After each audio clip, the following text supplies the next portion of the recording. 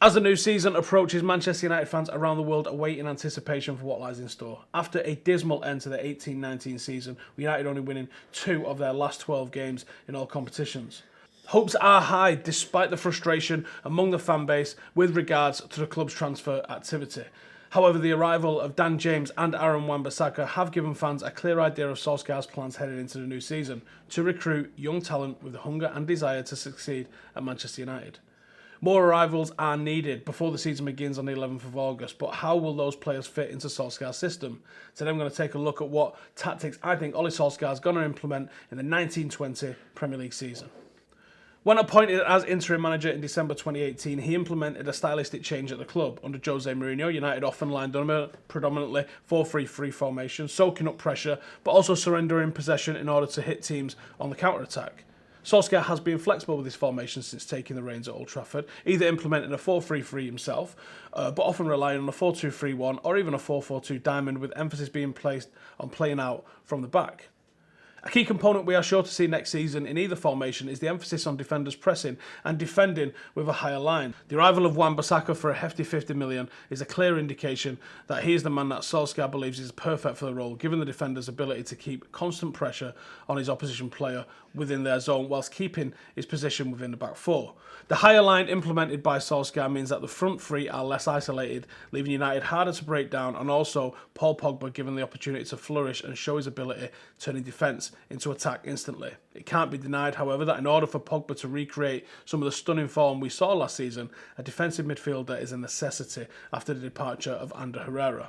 In order to free Pogba from the defensive duties that negate his attacking threat, both Matic and Herrera were able to act as anchors for Pogba last season. And with the probable arrival of Sean Longstaff, it's clear that Ole is aware plugging those holes are crucial in order to allow Pogba to play a more progressive role.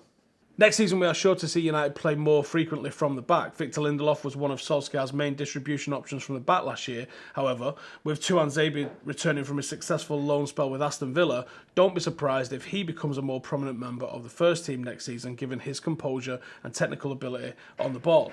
Now, there are a weakness there with those two players, because both of them, while being very good and very technical on the ball and actually excellent defending the channel, neither of them are what you would call a serious ball-winning header, and that's why you can see someone like Juan Maguire and Koulibaly being linked with United, and even to an extent De Ligt, who's quite good in the air. That's the weakness between those two players. What they are very good at is bringing it out from the back, and when they bring it out from the back, they make United's midfielder better, because the midfielders are marked at the moment because they know there's no threat. But you stop that and you bring the defenders into midfield and you start playing out from the back, then you're going to see that from United. Now, that doesn't happen all the time. As a predominantly counter-attacking side, it's not about a slow build-up. And people often mistake playing out from the back with a slow build-up. But sometimes it's the ability for a defender to be able to cut the midfield out and put a ball into the final third or into a channel, both on the floor and in the air.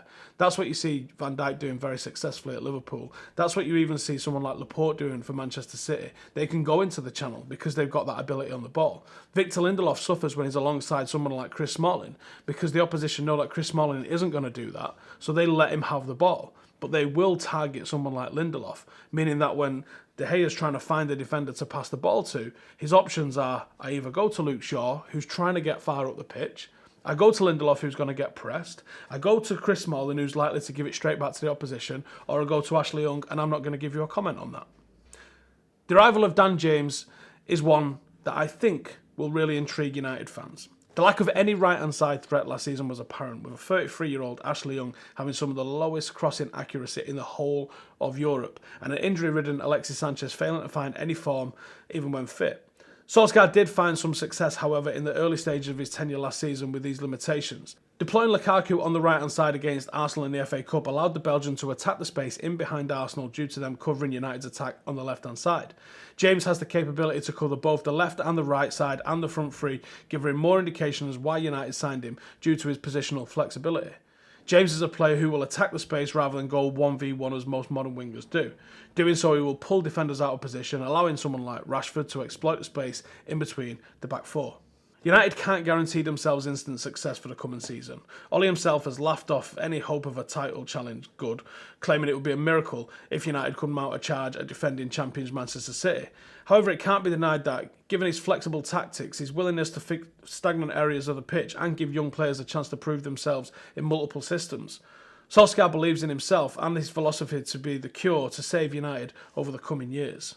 I think what we're going to see from Ole Gunnar Solskjaer this season is a very, very direct counter-attacking side. If I had to go and pick some games to cherry-pick to show you how I think United are going to line up, the Spurs game for me is a prime example. And if you look at the goal that we scored, it was scored on the back of Jesse Lingard pressing from the front, United finding Paul Pogba in space and then finding Marcus Rashford who could get in and behind the defence. That is a fast transition counter-attacking side. But we saw that multiple times in that first 10 or so weeks of Solskjaer's reign. Now, I don't necessarily buy the players weren't fit enough to play the system, and I don't necessarily buy that being an excuse for why we couldn't beat Cardiff on the final game of the season. But what I do believe that Ole Gunnar Solskjaer has a system in his mind, and I do believe that we have signed so far 2 players that allow us to play that system better. And I do believe that with a pre-season in the players and everybody pulling the same way, that Manchester United can actually overcome what the challenges lie ahead for us this season. I think we can finish above Arsenal. I think we can finish above Chelsea. And actually, I think we can go head-to-head with Spurs, although they are making some good signings. United are the 3rd best team in the country since Ole Gunnar Solskjaer's arrival, and that includes winning those 2 games in the final 12 in all competitions since he arrived. So I think that we've got a very good manager here that needs a bit of time and a little bit of patience, but let's see how it goes.